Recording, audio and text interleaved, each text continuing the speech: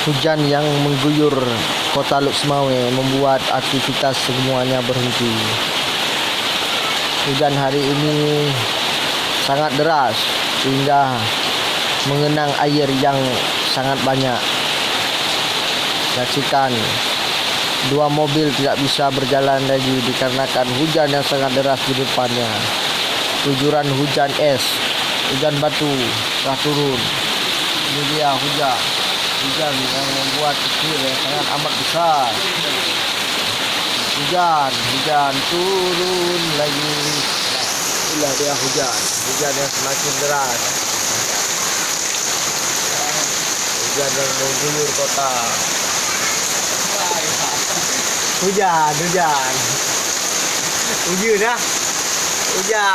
yang mengguyur kota Luk Semawe ya, sehingga membuat ratusan mobil mogok di tengah jalan. Ini jalan yang melintas jalan Medan Banda Aceh. Terjadinya hujan yang sangat amat dahsyat sehingga dua mobil dan ratusan mobil di depannya mogok.